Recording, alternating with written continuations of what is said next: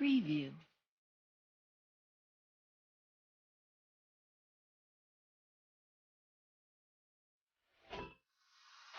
بسم الله الرحمن الرحيم. يا أيها الناس اتقوا ربكم الذي خلقكم من نفس واحدة وخلق منها زوجها وبث منهما رجالا كثيرا ونساء واتقوا الله الذي تساءلون به والأرحام إن الله كان عليكم رقيبا وآتوا اليتامى أموالهم ولا تتبدلوا الخبيث بالطيب ولا تأكلوا أموالهم إلى أموالكم إنه كان حوبا كبيرا وإن خفتم ألا تقسطوا في اليتامى فانكحوا ما طاب لكم من النساء مثنى وثلاث ورباع فإن خفتم ألا تعدلوا فواحدة أو ما ملكت أيمانكم ذلك أدنى ألا تعولوا وآتوا النساء صدقاتهن نحلة فإن طبن لكم عن شيء منه نفسا فكلوه هنيئا مريئا ولا تؤتوا السفهاء أموالكم التي جعل الله لكم قياما وارزقوهم فيها واكسوهم وقولوا لهم قولا معروفا وابتلوا اليتامى حتى إذا بلغوا النكاح فإن آنستم منهم رشدا فادفعوا إليهم أموالهم ولا تأكلوها إسرافا وبدارا أن يكبروا ومن كان غنيا فليستعفف ومن كان فقيرا فليأكل بالمعروف فإذا دفعتم إليهم أموالهم فأشهدوا عليهم وكفى بالله حسيبا للرجال نصيب مما ترك الوالدان والأقربون وللنساء نصيب مما ترك الوالدان والأقربون مما قل منه أو كثر نصيبا مفروضا وإذا حضر القسمة أولو القربى واليتامى والمساكين فارزقوهم منه وقولوا لهم قولا معروفا وليخشى الذين لو تركوا من خلفهم ذرية ضعافا خافوا عليهم فليتقوا الله وليقولوا قولا سديدا إن الذين يأكلون أموال اليتامى ظلما إنما يأكلون في بطونهم نارا وسيصلون سعيرا يوصيكم الله في أولادكم للذكر مثل حظ الأنثيين فإن كن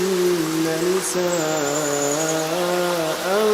فوق اثنتين فلهن ثلثا ما ترك وإن كانت واحدة فلها النصف ولأبويه لكل واحد منهما السدس مما ترك إن كان له ولد فإن لم يكن له ولد وورثه أبواه فلأمه الثلث فإن كان له إخوة فلأمه السدس من بعد وصية يوصي بها أو دين آباؤكم وأبناؤكم لا تدرون أيهم أقرب لكم نفعا فريضة من الله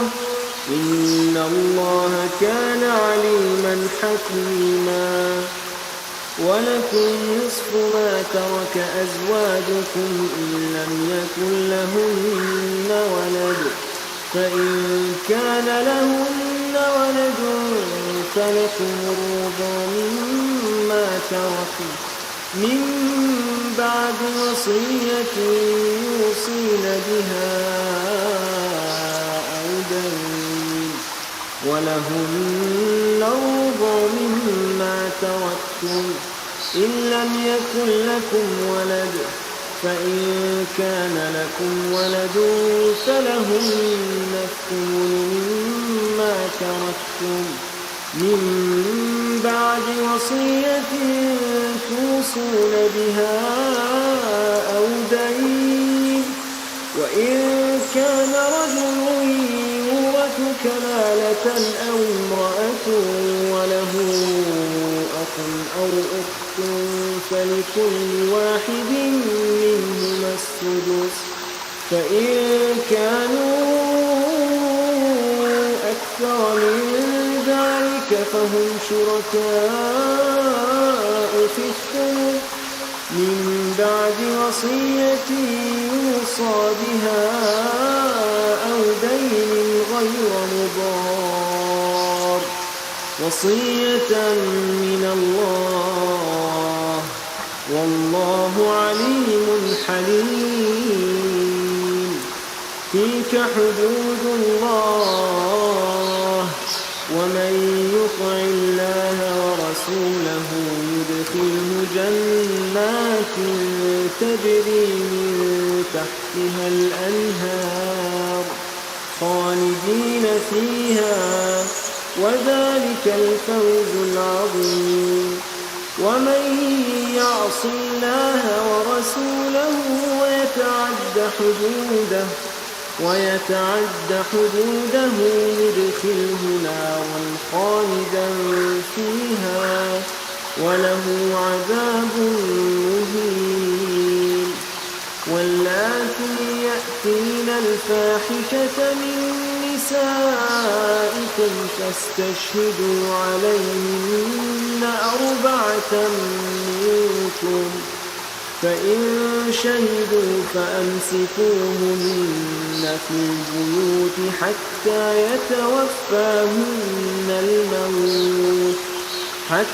يتوفاهن الموت أو يجعل الله لهن سبيلا واللذان يأتيانها منكم فآذوهما فإن تابا وأصلحا فأعرضوا عنهما إن الله كان توابا رحيما إنما التوبة على الله الذين يعملون السوء بجهالة ثم يتوبون من قريب فأولئك يتوب الله عليهم وكان الله عليما حكيما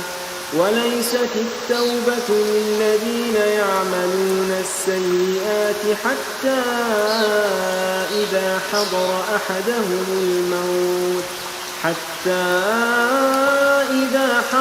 أحدهم الموت قال إني تبت الآن ولا الذين يموتون وهم كفار أولئك أعتدنا لهم عذابا أليما يا أيها الذين آمنوا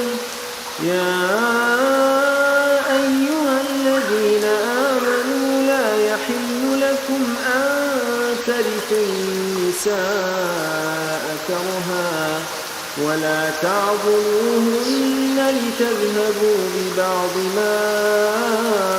آتيتموهن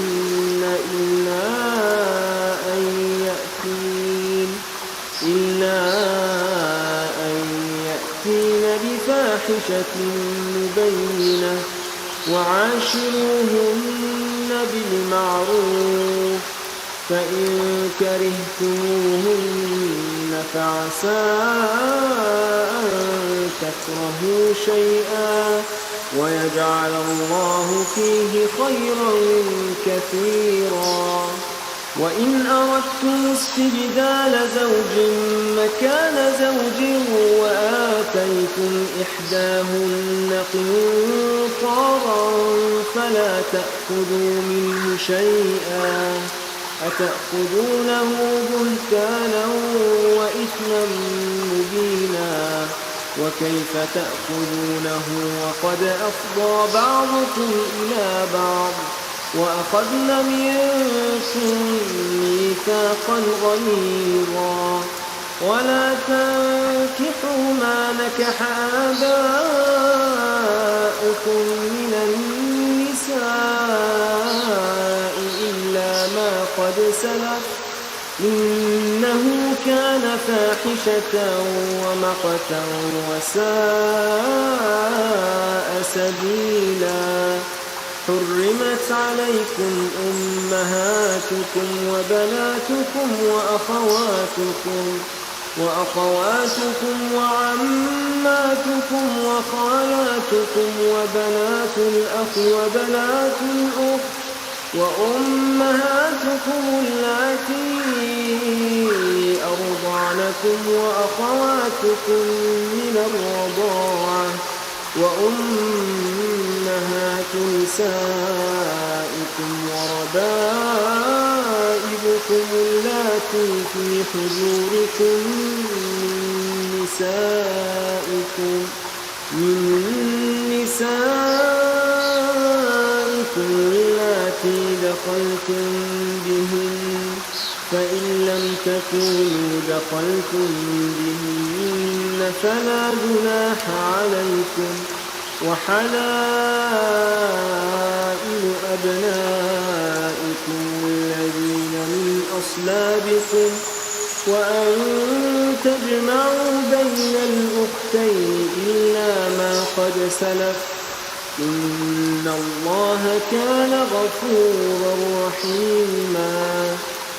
والمحصنات من النساء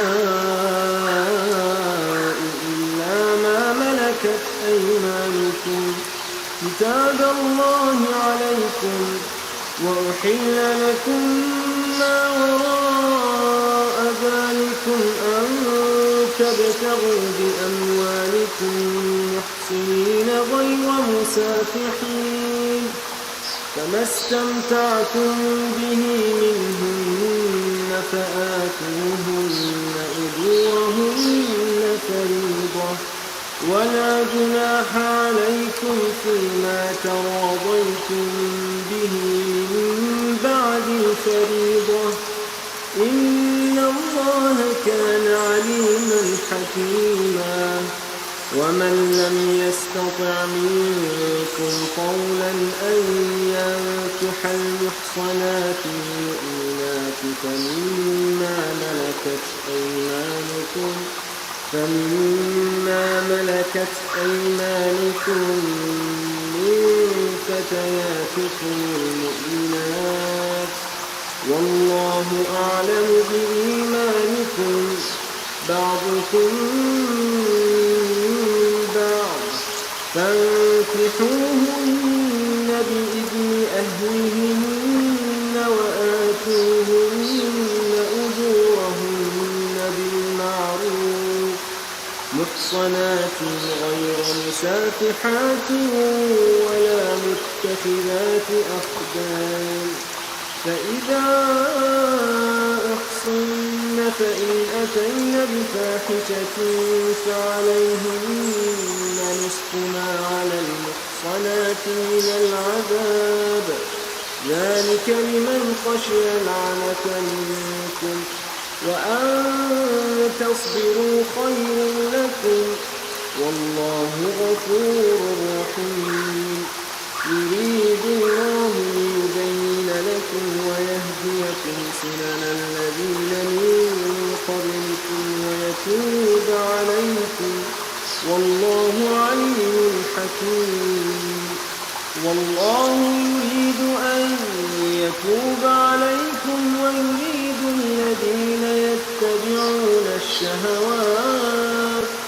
ويريد الذين يتبعون الشهوات أن تميلوا ميلا عظيما يريد الله أن يخفف عنكم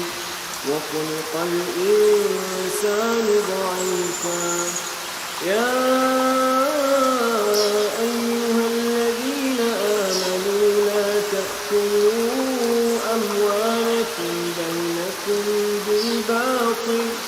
لا تأكلوا أموالكم بينكم بالباطل إلا أن تكون تجارة عن تراض منكم ولا تقتلوا أنفسكم إن الله كان بكم رحيما ومن يفعل ذلك عدوانا وظلما فسوف نصليه نارا وكان ذلك على الله يسيرا إن تجتنبوا كبائر ما تنهون عنه نكفر عنكم سيئاتكم وندخلكم مدخلا كريما ولا تتمنوا ما فضل الله به بعضكم على بعض للرجال نصيب مما اكتسبوا وللنساء نصيب مما اكتسبوا واسألوا الله من فضله إن الله كان بكل شيء عليما ولكل جعلنا موالي مما ترك الوالدان والأقربون والذين عقدت أيمانكم فآتوهم نصيبهم إن الله كان على كل شيء شهيدا الرجال قوامون على النساء بما فضل الله بعضهم على بعض وبما أنفقوا من أموالهم فالصالحات قانتات حافظات للغيب بما حفظ الله واللاتي تخافون نشوزهن فاعظوهن واهجروهن في المضاجع واضربوهن فإن أطعنكم فلا تبغوا عليهن سبيلا إن الله كان عليا كبيرا وإن خفتم شقاق بينهما فابعثوا حكما من أهله وحكما من أهلها إن يريدا إصلاحا يوفق الله بينهما إن الله كان عليما خبيرا واعبدوا الله ولا تشركوا به شيئا وبالوالدين إحسانا وبذي القربى واليتامى والمساكين والجار ذي القربى والجار الجنب والصاحب بالجنب وابن السبيل وما ملكت أيمانكم إن الله لا يحب من كان مختالا فخورا الذين يبخلون ويأمرون الناس بالبخل ويكتمون ما آتاهم الله من فضله وأعتدنا للكافرين عذابا مهينا والذين ينفقون أموالهم رئاء الناس ولا يؤمنون بالله ولا باليوم الآخر ومن يكن الشيطان له قرينا فساء قرينا وماذا عليهم لو آمنوا بالله واليوم الآخر وأنفقوا مما رزقهم الله وكان الله بهم عليما إن الله لا يظلم مثقال ذرة وإن تك حسنة يضاعفها ويؤت من لدنه أجرا عظيما فكيف إذا جئنا من كل أمة بشهيد وجئنا بك على هؤلاء شهيدا يومئذ يود الذين كفروا وعصوا الرسول لو تسوى بهم الأرض ولا يكتمون الله حديثا يا أيها الذين آمنوا لا تقربوا الصلاة وأنتم سكارى حتى تعلموا ما تقولون ولا جنبا إلا عابري سبيل حتى تغتسلوا وإن كنتم مرضى أو على سفر أو جاء أحد منكم من الغائط أو لامستم النساء فلم تجدوا ماء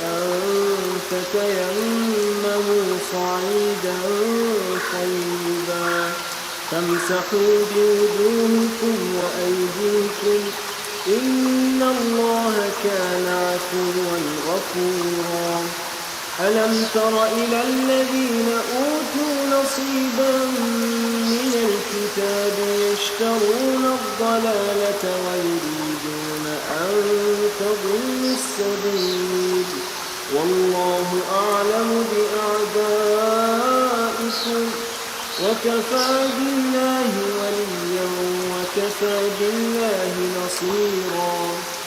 من الذين هادوا يحرفون الكلم عن مواضعه ويقولون سمعنا وعصينا واسمع غير مسمع وراعنا ليا بألسنتهم وقالا في الدين ولو أنهم قالوا سمعنا وأطعنا واسمع وانظرنا لكان خيرا لهم وأقوم ولكن لعنهم الله بكفرهم فلا يؤمنون إلا قليلا يا أيها الذين أوتوا الكتاب آمنوا بما نزلنا مصدقا لما معكم من قبل أن نطمس وجوها فنردها على أدبارها أو نلعنهم كما لعنا أصحاب السبت وكان أمر الله مفعولا إن الله لا يغفر أن يشرك به ويغفر ما دون ذلك لمن يشاء ومن يشرك بالله فقد افترى إثما عظيما ألم تر إلى الذين يزكون أنفسهم بل الله يزكي من يشاء ولا يظلمون فتيلا انظر كيف يفترون على الله الكذب وكفى به إثما مبينا ألم تر إلى الذين أوتوا نصيبا من الكتاب يؤمنون بالجبت والطاغوت ويقولون للذين كفروا هؤلاء أهدى من الذين آمنوا سبيلا أولئك الذين لعنهم الله ومن يلعن الله فلن تجد له نصيرا أم لهم نصيب من الملك فإذا لا يؤتون الناس نقيرا أم يحسدون الناس على ما آتاهم الله من فضله فقد آتينا آل إبراهيم الكتاب والحكمة وآتيناهم ملكا عظيما فمنهم من آمن به ومنهم من صد عنه وكفى بجهنم سعيرا إن الذين كفروا بآياتنا سوف نصليهم نارا كلما نضجت جلودهم بدلناهم جلودا غيرها ليذوقوا العذاب إن الله كان عزيزا حكيما والذين آمنوا وعملوا الصالحات سندخلهم جنات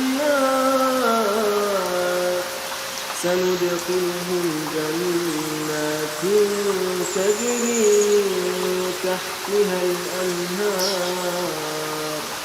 خالدين فيها أبدا لهم فيها أزواج مطهرة ويدخلهم ظلا ظليلا إن الله يأمركم أن تؤدوا الأمانات إلى أهلها وإذا حكمتم بين الناس أن تحكموا بالعدل إن الله نعم يعظكم به إن الله كان سميعا بصيرا يا أيها الذين آمنوا أطيعوا الله وأطيعوا الرسول وأولي الأمر منكم فإن تنازعتم في شيء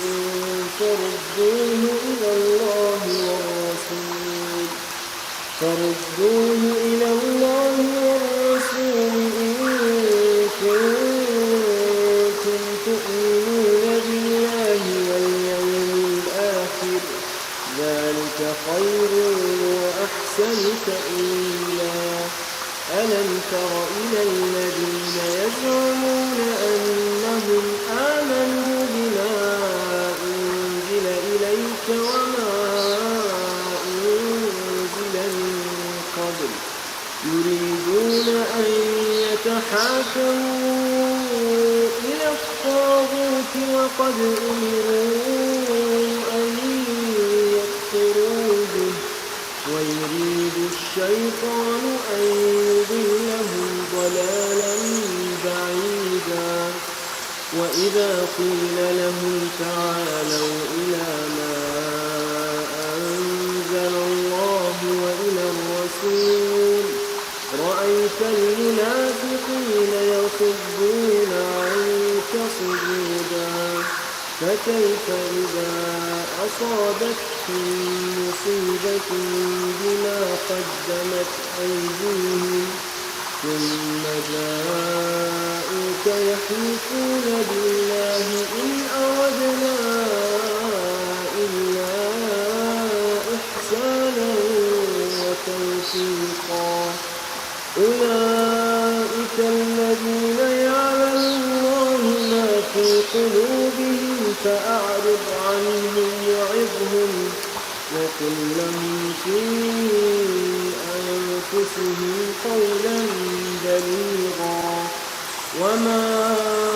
أرسلنا من رسول إلا ليطاع بإذن الله ولو أنهم إذ ظلموا أنفسهم جاءوك فاستغفروا الله واستغفر لهم الرسول لوجدوا الله توابا رحيما فلا وربك لا يؤمنون حتى يحكموك فيما شجر بينهم ثم لا يجدوا في أنفسهم حرجا مما قضيت ويسلموا تسليما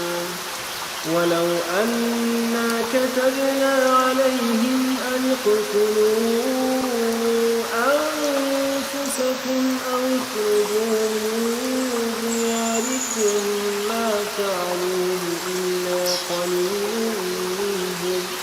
ولو أنهم فعلوا ما يوعظون به لكان خيرا لهم وأشد تثبيتا وإذا لآتيناهم من لدنا أجرا عظيما ولهديناهم صراطا مستقيما ومن يطع الله والرسول فأولئك مع الذين أنعم الله عليهم من النبيين والصديقين والشهداء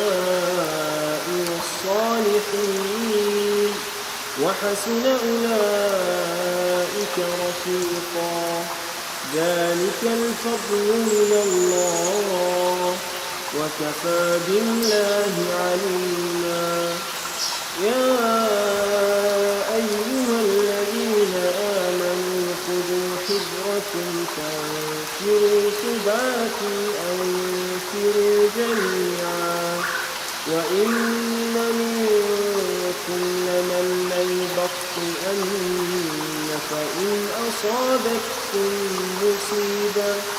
فإن أصابتكم مصيبة قال قد أنعم الله علي إذ لم أكن معهم شهيدا ولئن أصابكم فضل من الله ليقولن كأن لم تكن بينكم وبينه مودة يا ليتني كنت معهم فأفوز فوزا عظيما فليقاتل في سبيل الله الذين يشرون الحياة الدنيا بالآخرة ومن يقاتل في سبيل الله فيقتل أو يغلب فسوف نؤتيه أجرا عظيما وما لكم لا تقاتلون في سبيل الله والمستضعفين من الرجال والنساء والولدان الذين يقولون ربنا أخرجنا من هذه القرية الظالم أهلها واجعل لنا من لدنك وليا واجعل لنا من لدنك نصيرا الذين آمنوا يقاتلون في سبيل الله والذين كفروا يقاتلون في سبيل الطاغوت فقاتلوا أولياء الشيطان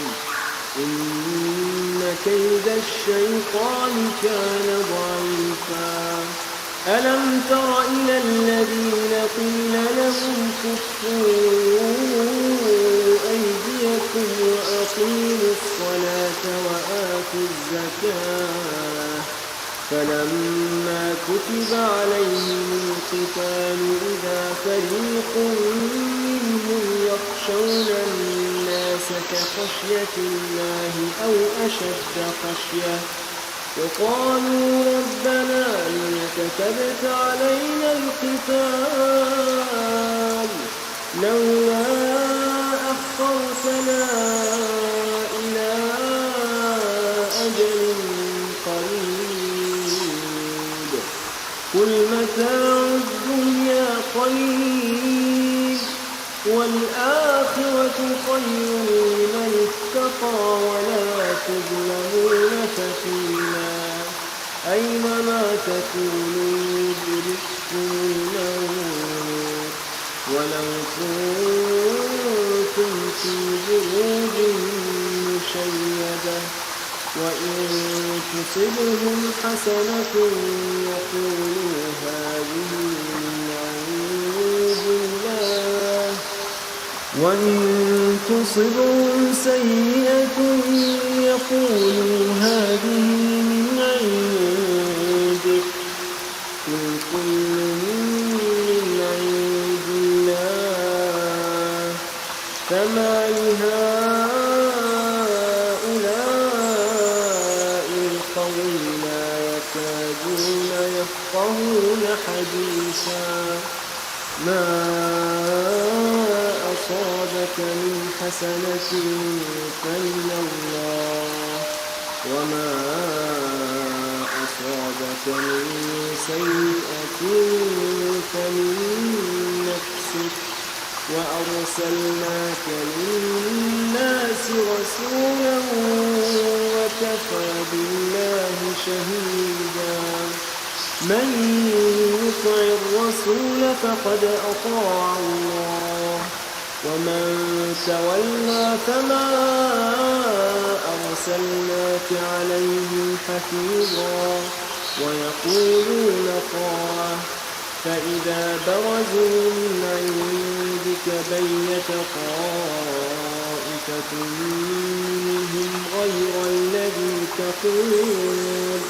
والله يكتب ما يبيتون فأعرض عنهم وتوكل على الله وكفى بالله وكيلا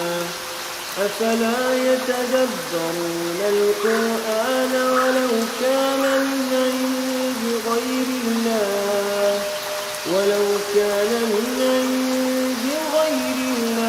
لوجدوا فيه اختلافا كثيرا وإذا جاءهم أمر من الأمن أو الخوف أذاعوا به ولو ردوه إلى الرسول وإلى أولي الأمر منهم لعلمه الذين يستنبطونه منهم ولولا فضل الله عليكم ورحمته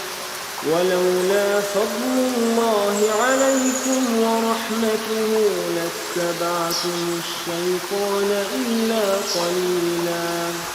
فقاتل في سبيل الله لا تكلف إلا نفسك وحرض المؤمنين عسى الله أن يكف بأس الذين كفروا والله أشد بأسا وأشد تنكيلا من يشفع شفاعة حسنة يكن له نصيب منها ومن يشفع شفاعة سيئة يكن له كفل منها وكان الله على كل شيء مقيتا وإذا حييتم بتحية فحيوا بأحسن منها أو ردوها إن الله كان على كل شيء حسيبا الله لا إله إلا هو ليجمعنكم إلى يوم القيامة لا ريب فيه ومن أصدق من الله حديثا فما لكم في المنافقين فئتين والله أركسهم بما كسبوا أتريدون أن تهدوا من أضل الله ومن يضلل الله فلن تجد له سبيلا ودوا لو تكفرون كما كفروا فتكونون سواء فلا تتخذوا منهم أولياء حتى يهاجروا في سبيل الله فإن تولوا فخذوهم وقتلوهم حيث وجدتموهم ولا تتخذوا منهم وليا ولا نصيرا إلا الذين يصلون إلى قوم بينكم وبينهم ميثاق أو جاءوكم حصرت صدورهم أن يقاتلوكم أو يقاتلوا قومهم ولو شاء الله لسلطهم عليكم فلقاتلوكم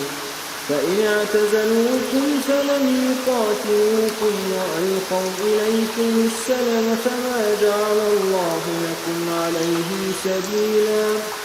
ستجدون آخرين يريدون أن يأمنوكم ويأمنوا قومهم كلما ردوا إلى الفتنة أركسوا فيها فإن لم يعتزلوكم ويلقوا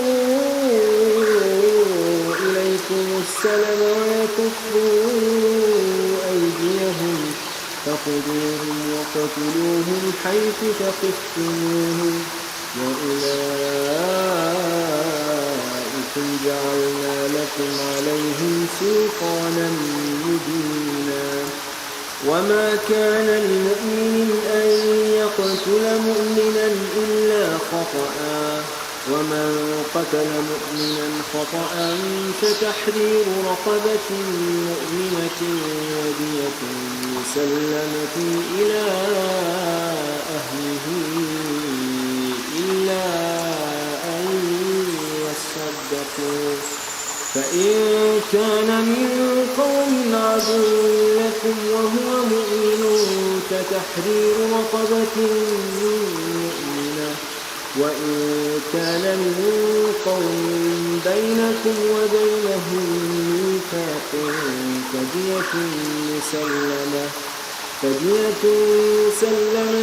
إلى أهله وتحرير رقبة مؤمنة فمن لم يجد فصيام شهرين متتابعين توبة من الله وكان الله عليما حكيما ومن يقتل مؤمنا متعمدا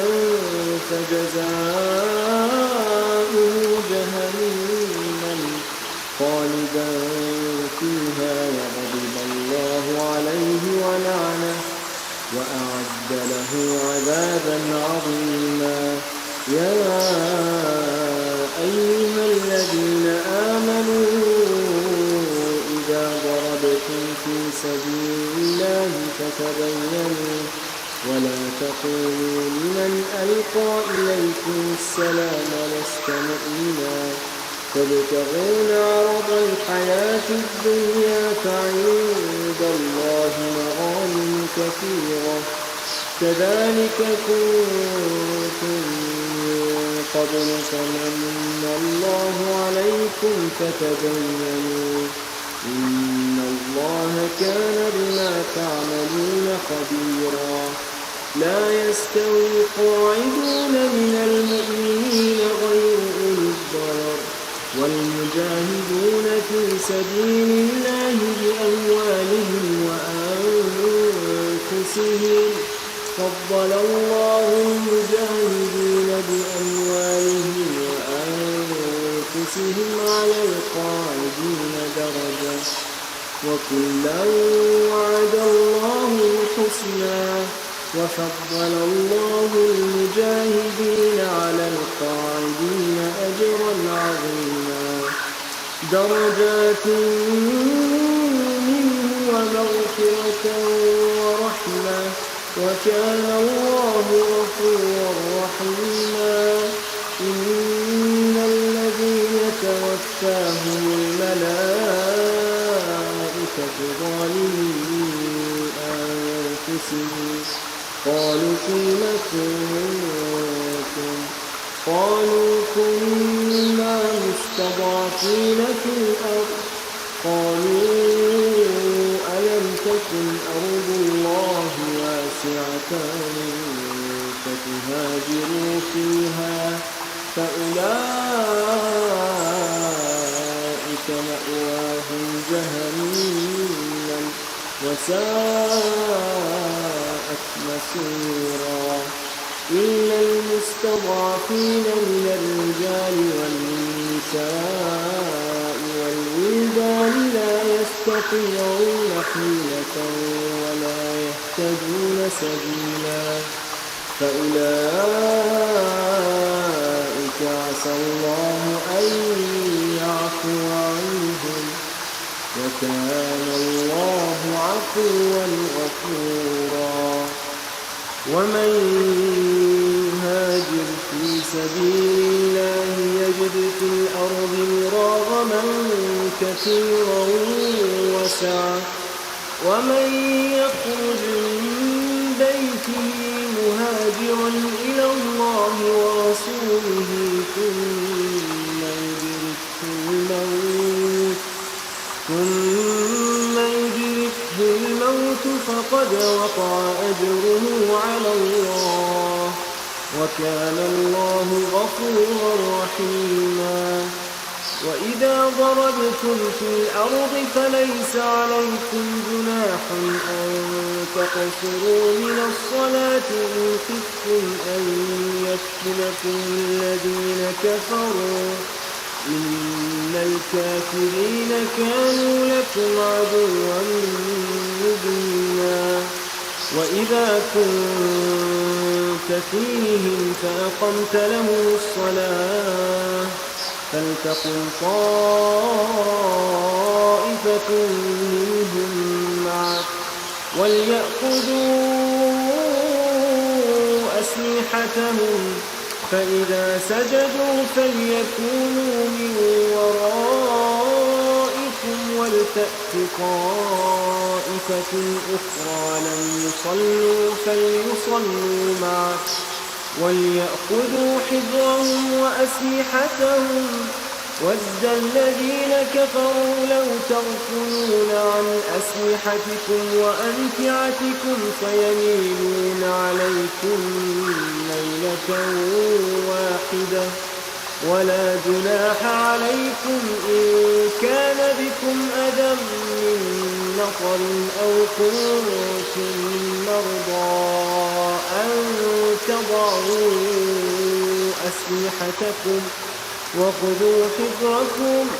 إن الله أعد للكافرين عذابا مهينا. فإذا قضيتم الصلاة فاذكروا الله قياما وقعودا وعلى جنوبكم فإذا اطمأننتم فأقيموا الصلاة إن الصلاة كانت على المؤمنين كتابا موقوتا ولا تهنوا في ابتغاء القوم إن تكونوا تألمون فإنهم يألمون كما تألمون وترجون من الله ما لا يرجون وكان الله عليما حكيما إنا أنزلنا إليك الكتاب بالحق لتحكم بين الناس بما أراك الله ولا تكن للخائنين خصيما واستغفر الله إن الله كان غفورا رحيما ولا تجادل عن الذين يختانون أنفسهم إن الله لا يحب من كان خوانا أثيما يستخفون من الناس ولا يستخفون من الله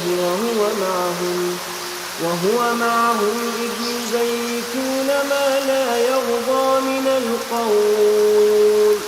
وكان الله بما يعملون محيطا ها أنتم هؤلاء جادلتم عنهم في الحياة الدنيا فمن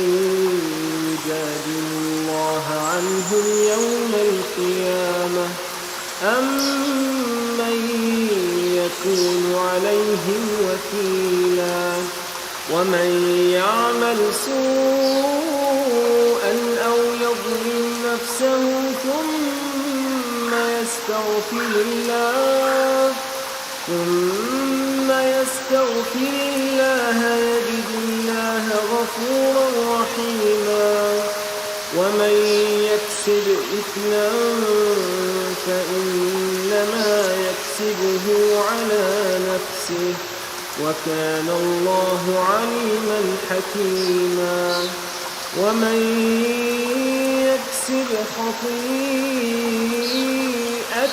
أو إثما ثم يرم به بريئا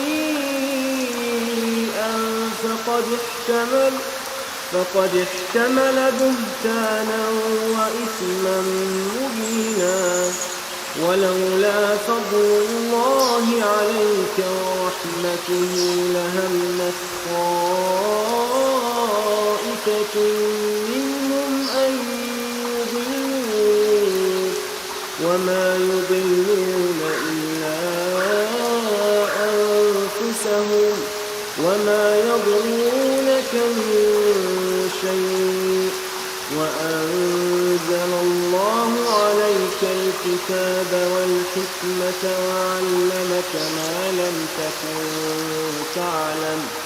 وكان فضل الله عليك عظيما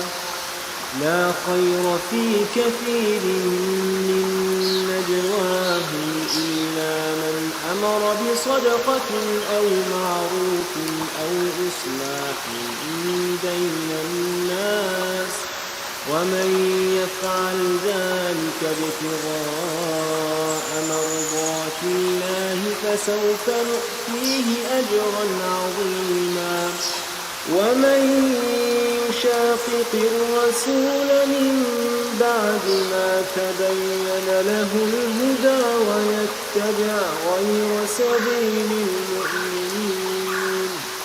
ويتبع غير سبيل المؤمنين نوله ما تولى ونصله جهنم وساءت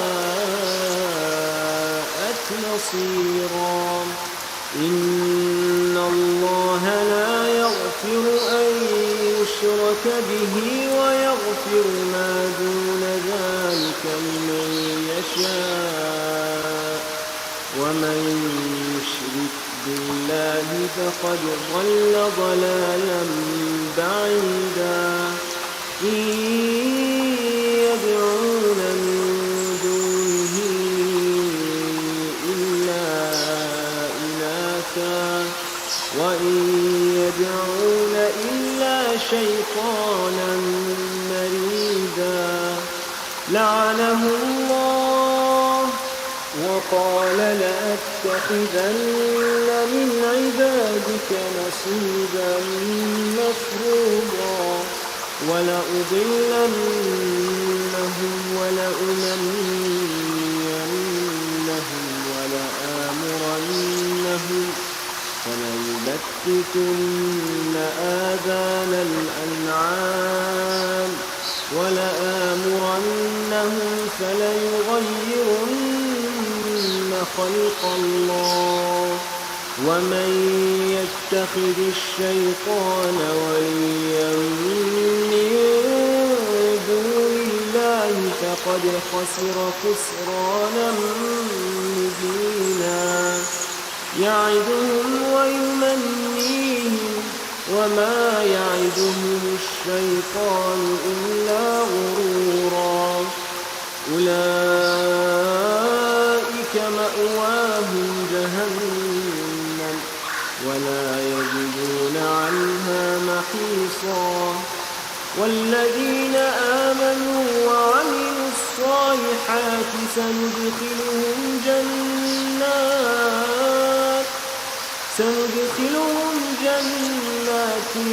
تجري من تحتها الأنهار خالدين فيها أبدا. وعد الله حقا ومن أصدق من الله قيلا. ليس بأمانيكم ولا أماني أهل الكتاب. من يعمل سوءا يجز به ولا يجد له من دون الله وليا ولا نصيرا. ومن يعمل من الصالحات من ذكر أو أنثى وهو مؤمن فأولئك يدخلون الجنة ولا يظلمون نقيرا. ومن أحسن دينا ممن أسلم وجهه لله وهو محسن واتبع ملة إبراهيم حنيفا واتخذ الله إبراهيم خليلا. ولله ما في السماوات وما في الأرض وكان الله بكل شيء محيطا. ويستفتونك في النساء قل الله يفتيكم فيهن وما يتلى عليكم في الكتاب في يتامى النساء اللاتي لا تؤتونهن ما كتب لهن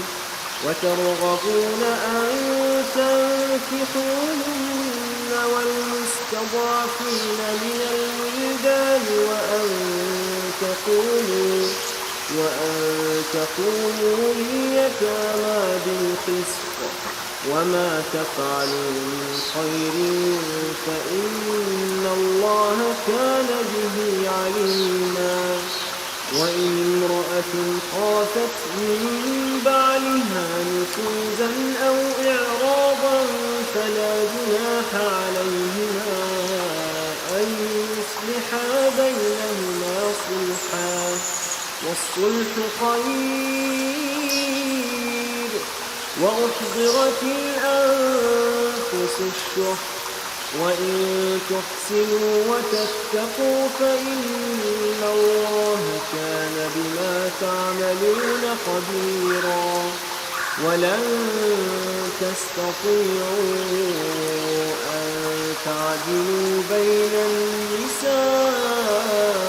ولو حرصتم،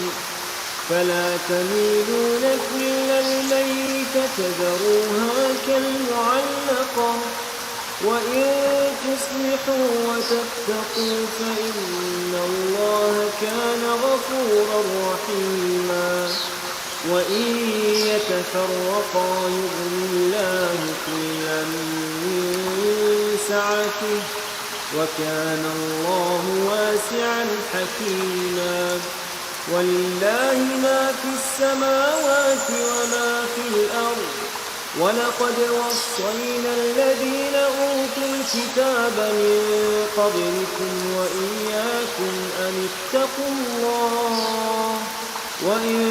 تكفروا فإن لله ما في السماوات وما في الأرض، وكان الله غنيا حميدا. ولله ما في السماوات وما في الأرض، وكفى بالله وكيلا. إن يشأ يذهبكم أيها الناس ويأتي بآخرين، وكان الله على ذلك قديرا. من كان يريد ثواب الدنيا فعند الله ثواب الدنيا والآخرة، وكان الله سميعا بصيرا. يا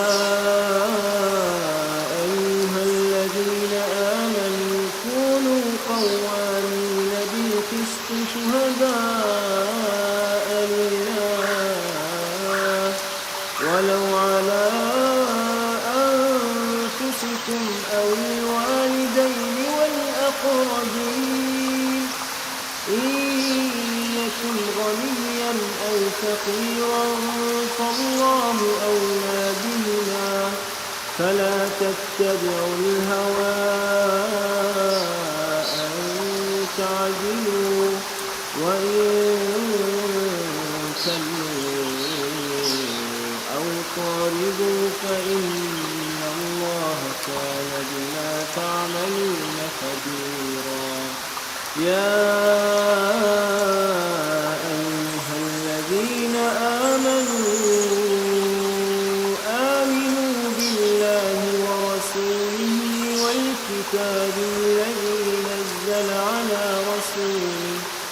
والكتاب الذي أنزل من قبل. ومن يكفر بالله وملائكته وكتبه ورسله واليوم الآخر فقد ضل ضلالا بعيدا. إن الذين آمنوا ثم كفروا ثم آمنوا ثم كفروا ثم ازدادوا كفرا لم يكن الله ليغفر لهم ولا ليهديهم سبيلا. بشر المنافقين بأن لهم عذابا أليما. الذين يتخذون الكافرين أولياء من دون المؤمنين أيبتغون عندهم العزة فإن العزة لله جميعا. وقد نزل عليكم في الكتاب أن إذا سمعتم آيات الله يكفر بها ويستهزأ بها فلا تقعدوا معهم حتى يخوضوا في حديث غيره إنكم إذا مثلهم إن الله جامع المنافقين والكافرين في جهنم جميعا الذين يتربصون بكم فإن كان لكم فتح من الله قالوا ألم نكن معكم وإن كان للكافرين نصيب قالوا ألم نستحوذ عليكم ونمنعكم من المؤمنين فالله يحكم بينكم يوم القيامة ولن يجعل الله للكافرين على المؤمنين سبيلا إن المنافقين يخادعون الله وهو خادعهم وإذا قاموا إلى الصلاة قاموا كسالى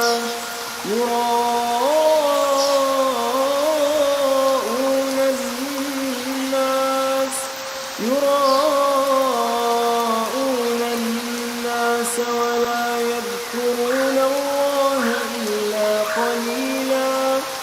مذبذبين بين ذلك لا إله هؤلاء ولا إله هؤلاء ومن يضلل الله فلن تجد له سبيلا يا أيها الذين آمنوا لا تتخذوا الكافرين أولياء من دون المؤمنين أتريدون أن تجعلوا لله عليكم سلطانا مبينا إن المنافقين في الدرك الأسفل من النار ولن تجد لهم نصيرا إلا الذين تابوا وأصلحوا واعتصموا بالله وأخلصوا دينهم لله فأولئك مع المؤمنين وسوف يؤتي الله المؤمنين أجرا عظيما ما يفعل الله بعذابكم إن شكرتم وآمنتم وكان الله شاكرا عليما لا يحب الله الجهر بالسوء من القول إلا من ظلم وكان الله سميعا عليما إن تبدوا خيرا أو تخفوه أو تعفوا عن سوء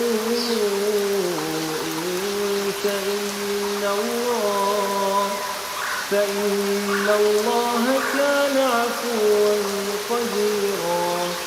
إن الذين يكفرون بالله ورسله ويريدون أن يفرقوا بين الله ورسله ويقولون نؤمن ببعض ونكفر ببعض ويريدون أن يتخذوا بين ذلك سبيلا أولئك هم الكافرون حقا وأعتدنا للكافرين عذابا مهينا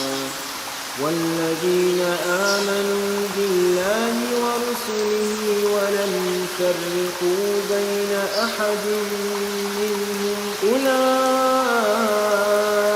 سوف يؤتيهم أجورهم